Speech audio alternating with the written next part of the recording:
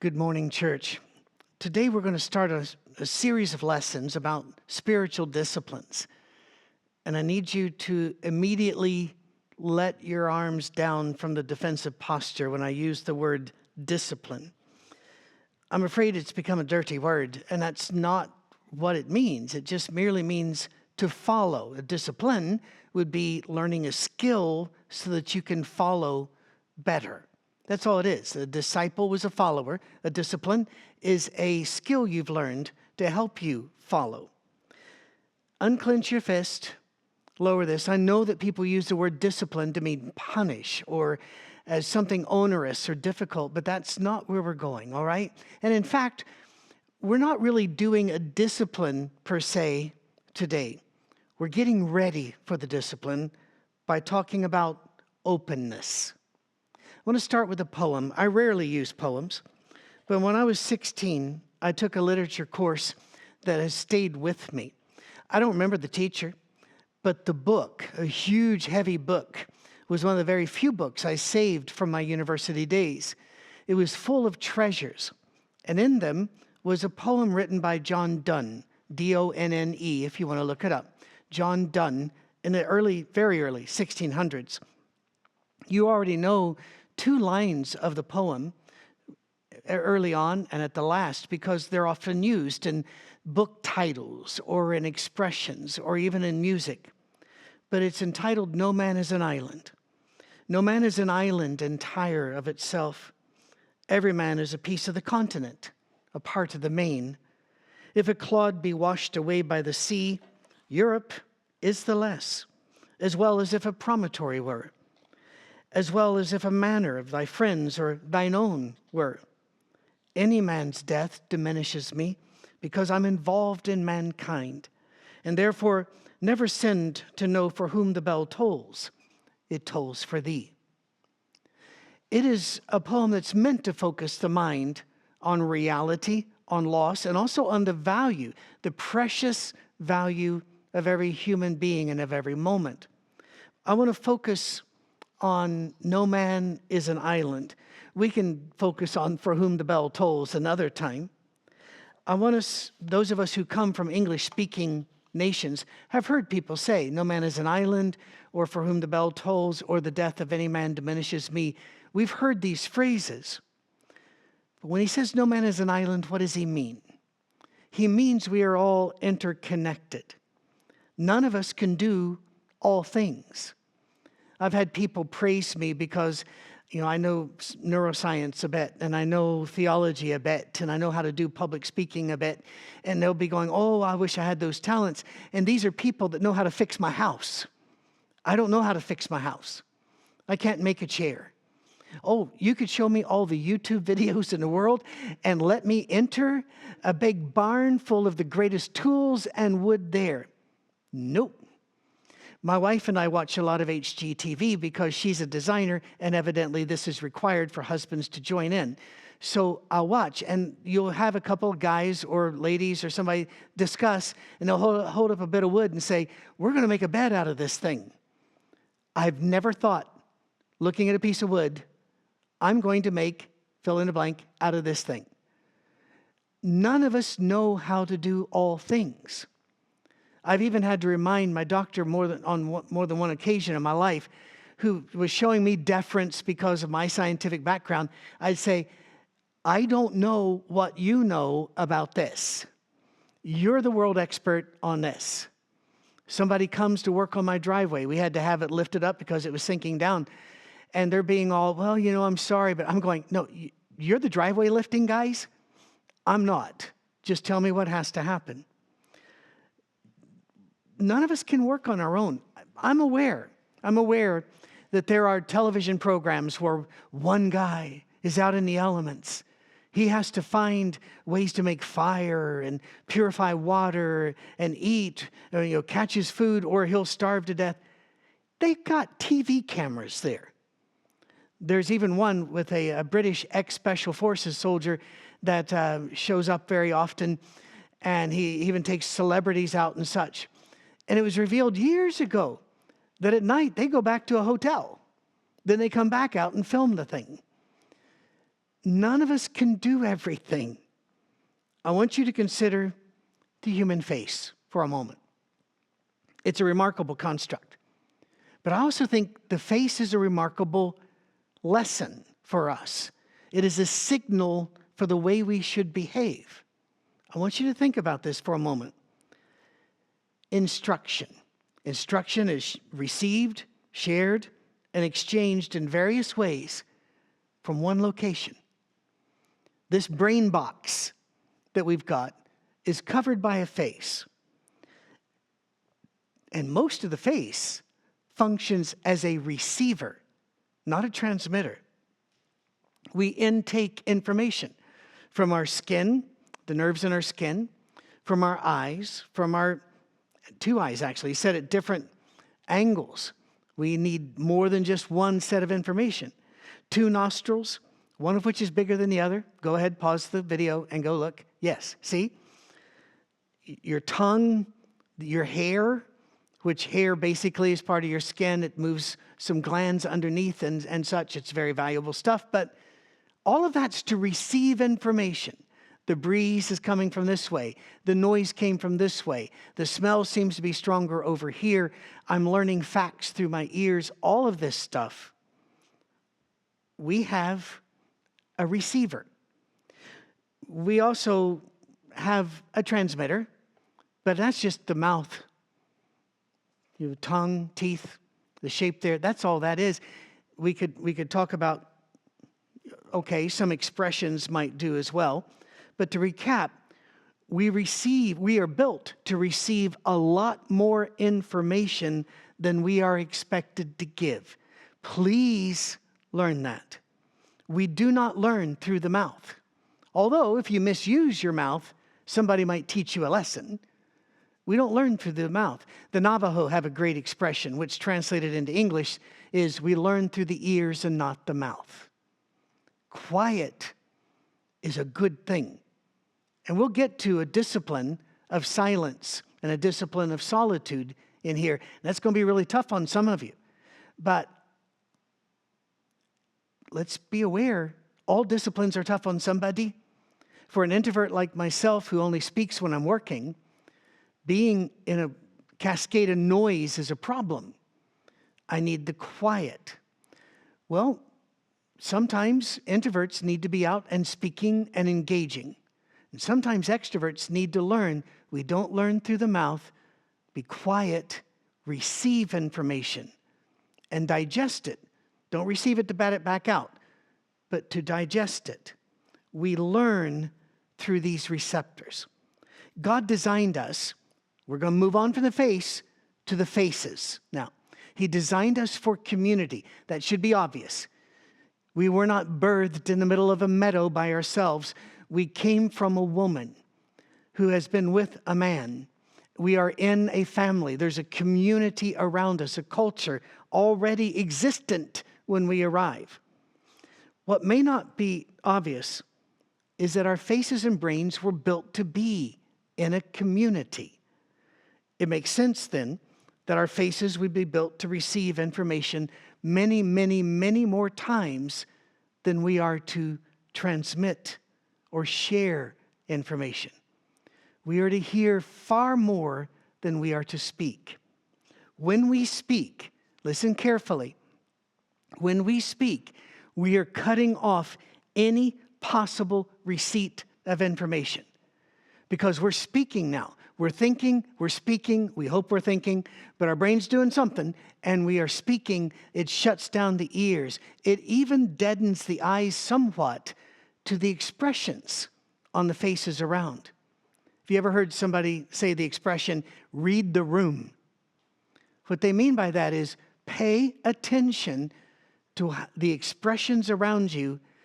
They're the antsiness of the people, and they're moving about, or they're looking away, they're checking their watch. Figure out that you should not be talking now, or that what you're saying is not appropriate for this group. But when people talk, they tend to shut down any gathering of information.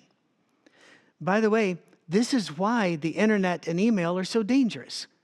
because it's talking without giving us any visual cues at all, neither the sender nor the receiver. So I don't know. Were you speaking sarcastically, in humor, in joy, in angst and pain? Were you just talking, I don't know. It's very dangerous when we receive our information from a source we can't see and we don't know. When we speak, we open ourselves up to danger.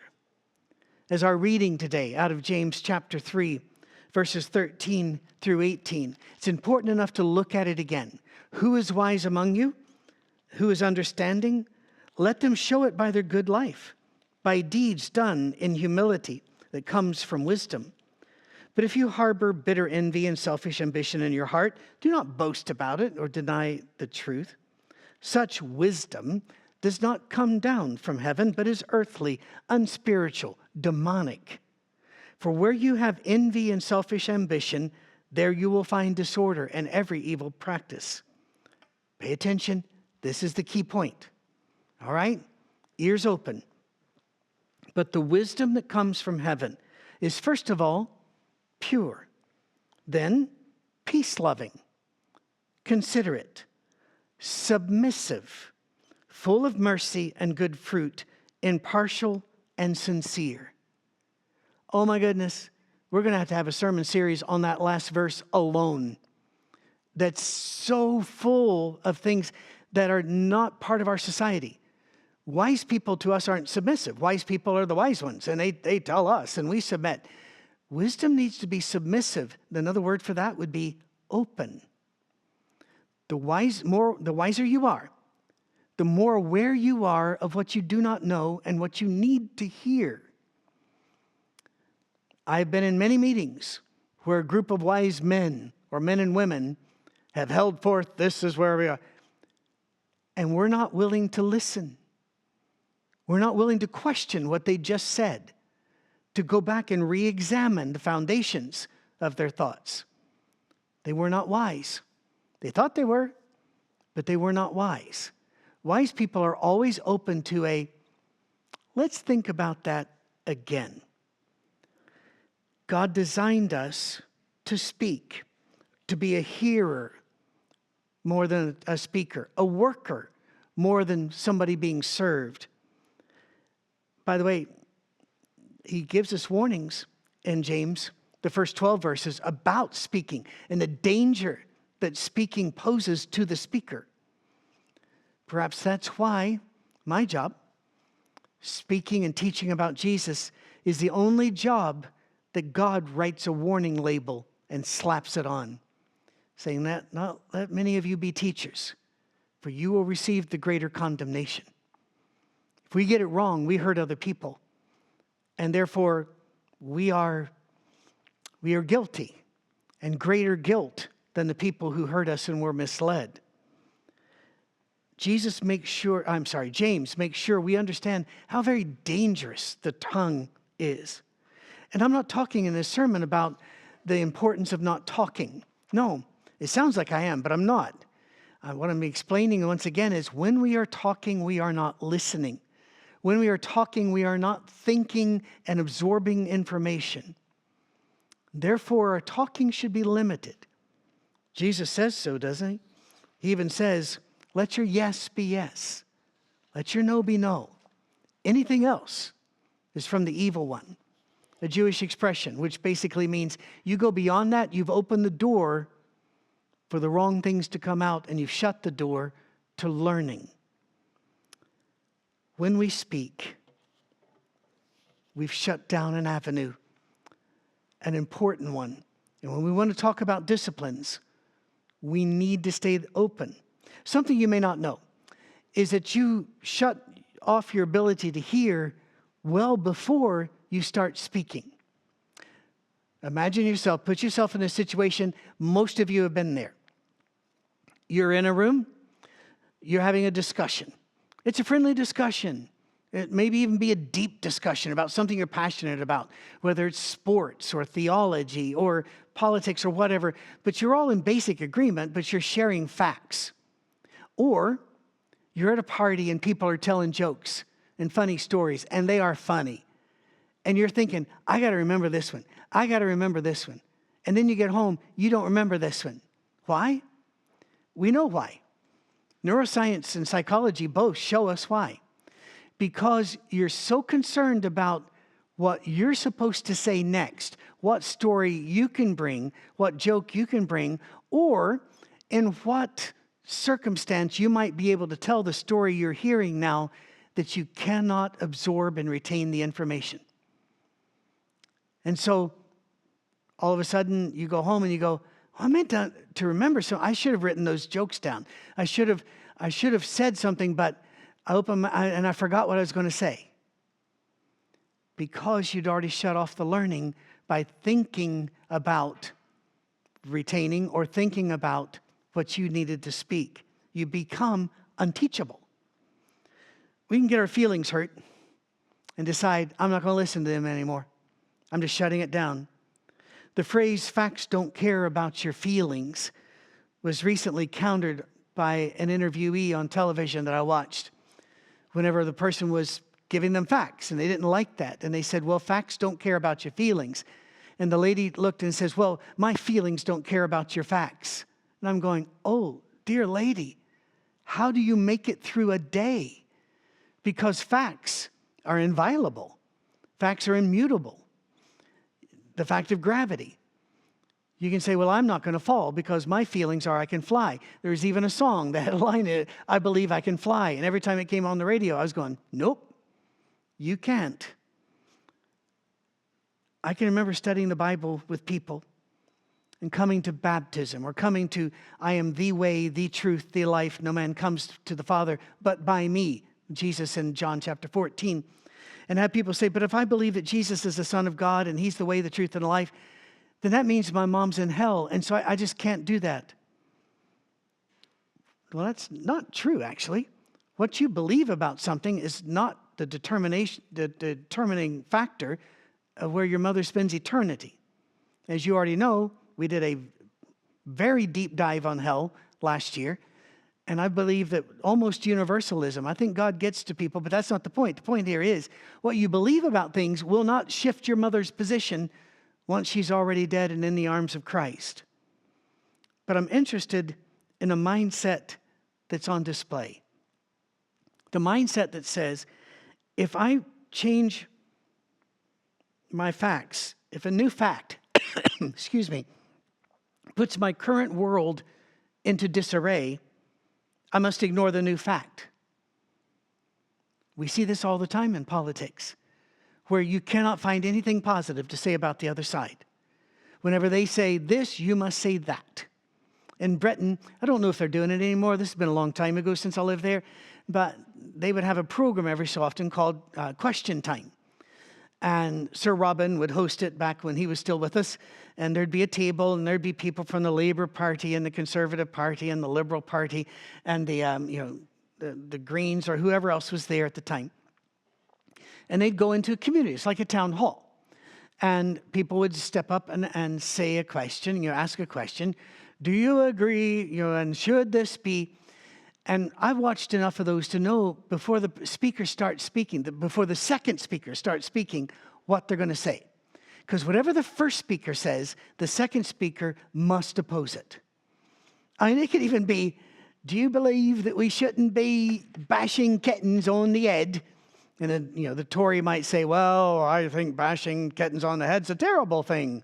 And the next person's going to say something like, well, some of them kittens got it coming. It's just frustrating because you're not willing to listen to both sides. You're not willing to be teachable. And by the way, if you're willing to be teachable, some people are going to chide you for being wishy-washy. As many of you can imagine, because the majority of our people, I believe, have come out of very narrow denominations that have been harsh. We have a lot of our members who've been hurt by churches. It may surprise you to know that I get as much hate mail from the left as I do from the right. Because they'll say, well, yes, women do things at your church, but they're not in charge. And I'm going, well, maybe one day. Right now, we're not. Well, they're not now. And I'll get it from the left. And I'm disinvited from places by the left as often as I am by the right. Because we're open and teachable, saying, Holy Spirit, guide us which way. And people are saying, well, you're not over here now, so you're dead to us. Well, being teachable is hard work.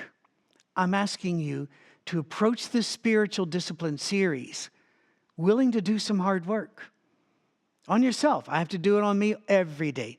That's not an exaggeration. And when Paul said he had to beat his body, he was being metaphorical there. Beat his body every day to keep it under subjection. I get exactly what he means. It's a frustrating thing not to be better and not need a good whacking around the mental ears. But we need to be open, to be teachable, and that's hard work. You know, assuming you already know everything you need to know and everybody else is wrong, that's easy. But reading books you don't agree with, watching news from a source you don't trust, listening to somebody that you used to despise and refuse to listen to, that's hard. So I need to ask a question. It's a serious question. If the Holy Spirit is doing something new, are you teachable? In the 4+ years of our Safe Harbor, God has blessed this movement beyond measure with its outreach. We're not rich by any stretch, but we have enough each month to do the next month. And you guys have done that for us, and God bless you for that. Really, seriously, it matters hugely. The point is, God's doing something new, and there have been many times where I've been approached by people saying, well, it's not a real church. To have a real church, you need to have buildings and pews and, you know, a worship team, and you have to have a kids program, and you have to have a youth program, and you have to have all these people and staff, and you have to be in, and just on and on. All the detritus of the last 2,000 years has to be poured back in. And I'm going, God seems to be doing something new, and we seem to be quite the community. When I go into a city and we do a welcome home and say, I'm going to be at this hotel these hours, people come, sometimes just a few. Sometimes we pack the place, and I'm concerned that the hotel may kick us out. But when we get together, guess what? Whether it's a few or a bunch, people love seeing each other. Hey, and they enjoy it, not because they've missed community, but because they see their community. They feel the community that's worldwide, which is our safe harbor. That's new. Are we willing to do something new for Jesus? Are we willing to hear him? If the Good Shepherd needs to move you from this place to that place, are you willing to be moved? John chapter 10, verse 27, Jesus said, my sheep know my voice. Do you know his voice enough to go, you know, I thought I was where God needed me to be. God's moving me. Let's go. I was introduced to something called Lectio Divina several years ago, maybe 20 years ago now. It took me a while to get into it, to be honest. It bored me at first until I finally got it. Lectio Divina is reading a passage, then silence, then reading it again, then silence, and again, and again, and again. Or singing, perhaps a psalm, or a spiritual song, and then a pause, and then singing it again, and repeating it like that. And the idea of letting the divine speak to you from the words. Read the words, sing the words, get the words in you until you hear the voice of the divine. It may sound strange to you if you've never tried it, but I will tell you that a lot of young people find God a lot easier doing that than they do during, via the standard church service or worship praise service. So it is valuable. But there's another ancient custom that I think we need to bring in here to help us be more teachable, and that is the Visio Divina. And I've not heard of a lot of people talking about the Visio Divina. I'm going to give you examples. And we're going to do that since we've done this recently, we've focused on the Psalms recently. I'm going to start with the Psalms, and then as we focused on those Psalms before Palm Sunday and Easter, I'm going to move us toward the New Testament to show the connection there. Okay? Psalm 8, just verse 3. When I consider your heavens, the work of your fingers, the moon and the stars that you put in place. Hold that thought. Go to Psalm 19.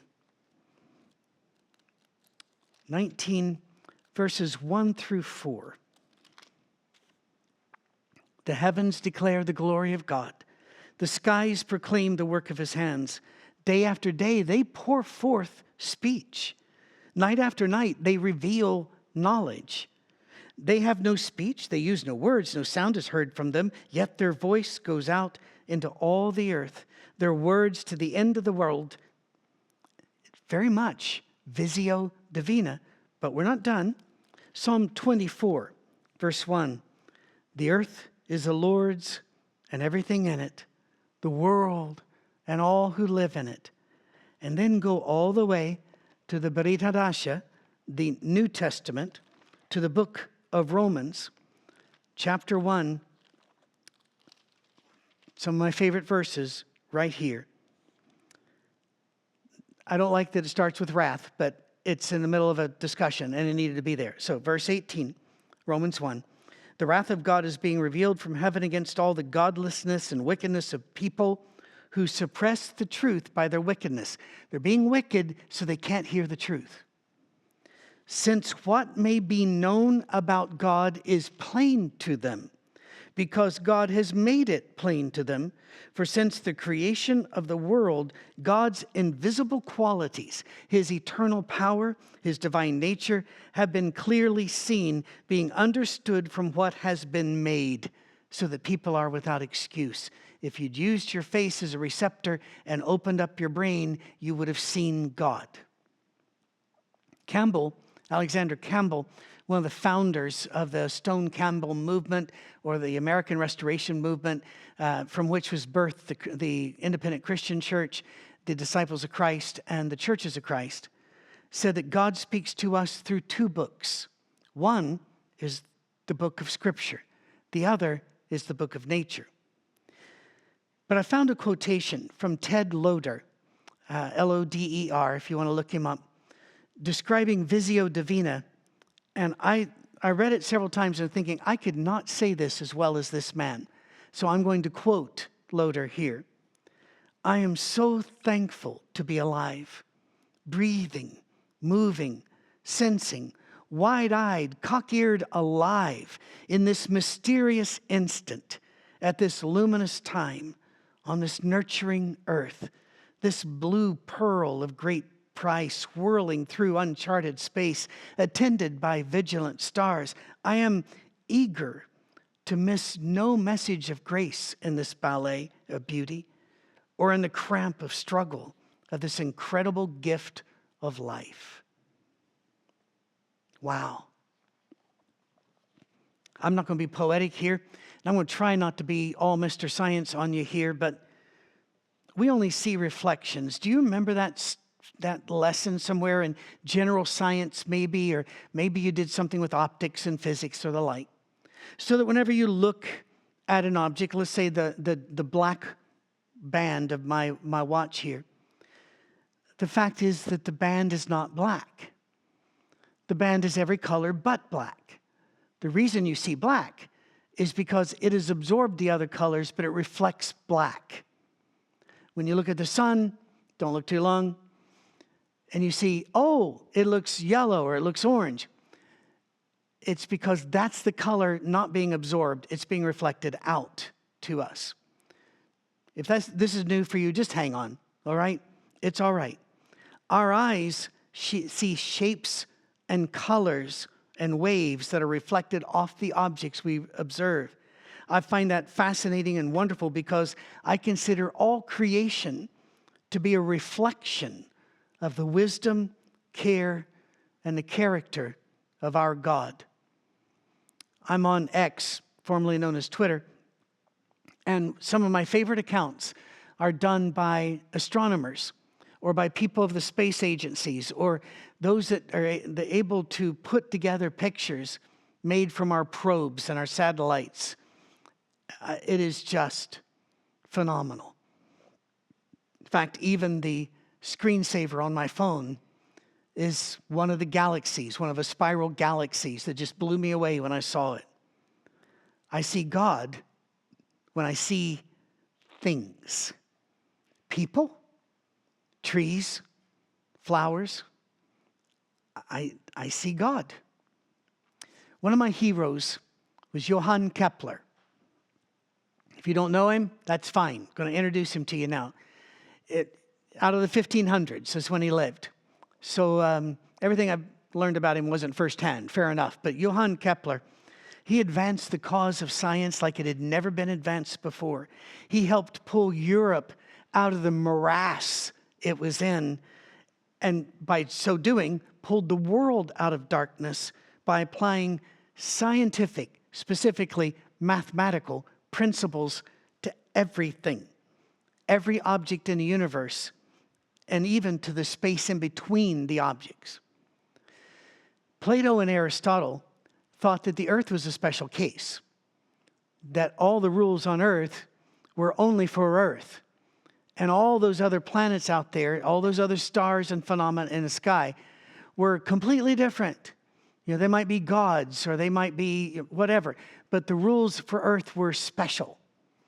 And Johann Kepler showed, no, the rules on earth are the same laws of physics, space, time, and alike that are out there. He was the first to discover, for example, that planets have an elliptical, not a circular orbit around our sun. And if you're thinking, why is that a big deal? Let me just ask you this. If he hadn't discovered it, could you have? Could you have watched the stars and watched the progression of the sun through the years and the moon and figure out, oh, it's not a circle. They go further away than they come. The guy was brilliant. He also, by the way, believed Copernicus was correct and that the sun, not the earth, was the center of the universe. So, pretty bright guy. Sidebar. Kepler's mother was arrested after being accused of being a witch.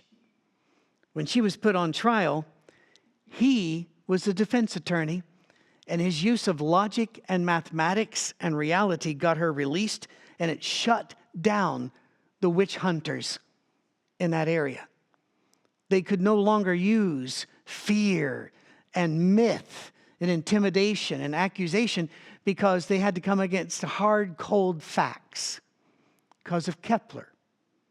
And Kepler said this, I quoted him before, science is merely thinking God's thoughts after him. It would seem that visio divina was a part of his life. And there was something else I really admired about Johann Kepler. Whenever he was wrong, and when you do science, you're wrong sometimes. Whenever he was wrong and somebody pointed out his error and showed him the correction, he thanked them and quickly made the correction. He did not hold on to what he had been told or thought or come up with before. He embraced being shown he was wrong because that meant he could be right. That makes him remarkable. That makes him absolutely remarkable. There was a time I served a church up in Michigan where we had 3 services, and 3 in the morning, and I'd preach one after another. I loved it, absolutely loved it. I'd do it again if our Safe Harbor didn't. I guess I kind of do. I'm doing all these lessons, but point is, I loved it. But in Michigan, in winter, it's dark, and so I would get up. My wife would come to the last service. That way we'd go to lunch, late lunch with each other. So I'd get up and stumble around and put on my clothes and such without waking her. And sometimes she didn't care for the associations I had made with my clothing. Let's just put it that way. And she would walk in and go, oh, don't do that. Well, the first 2 services already saw it. The third one was going to get it too. But from then on, and I must admit, that as much as I love her, as much as I know she knows more than I about this, and the fact that I was getting dressed in the dark, I never went, she showed me I was wrong. I should never put that together. Yay. It took me several moments to go, okay. And I never made the same mistake twice. I just kept making new mistakes. But the point is, I learned. Learn. It's okay to learn. I'm blessed to have friends who know that if they show me something where I'm wrong, I'm not going to be hurt. I might be reluctant for a little while, but give me the facts, and I'll be going, I was wrong. You got that. You are correct. The quicker we are, the more open we are to listening, receiving information, and the slower we are to feel the need to give information, the more open we will be to the Holy Spirit of God. Two people walk through the woods. One sees God in every leaf, every tree, every bird, the life in the soil. One sees only stuff and their phone. Which are you going to be? I want us to be teachable. And I know I've gone long, but I want to read a few scriptures to you and just let them sit with you. And you can find these scriptures, you can write them down now, but you can also find them in the notes that are attached in the description box for this sermon, for this worship. Psalm 86, verse 10 and 11. For you are great and do marvelous deeds. You alone are God. Teach me your way, Lord, that I might rely on your faithfulness. Give me an undivided heart that I may fear your name. Psalm 25, verses 4 and 5. I'm not afraid of silence. You afraid of silence? Psalm 25, verses 4 and 5. Show me your ways, Lord. Teach me your paths. Guide me in your truth. You heard the new expression. It's been around for about 20 years now. Well, I'm just speaking my truth. Stop it. Let's hear his truth. For you are my God and Savior. Guide me in your truth. Teach me. My hope is in you all day long. And then that big chapter right in the middle, Psalm 119, right in the middle of our Bibles. And I'll just pull a couple verses out. Verse 16, I delight in your decrees. I will not neglect your word. And last, verse 47, I delight in your commands because I love them. And just to mention Psalm 1, blessed is the man who listens to God. He goes through, he does this, it doesn't do this. And he listens to God, and the rivers of God's blessing and information and knowledge flow into them. Let's be teachable people. Are you a teachable person? God built you to hear far more than you say. There's a reason for that. What a journey we're on. We'll take it further next time.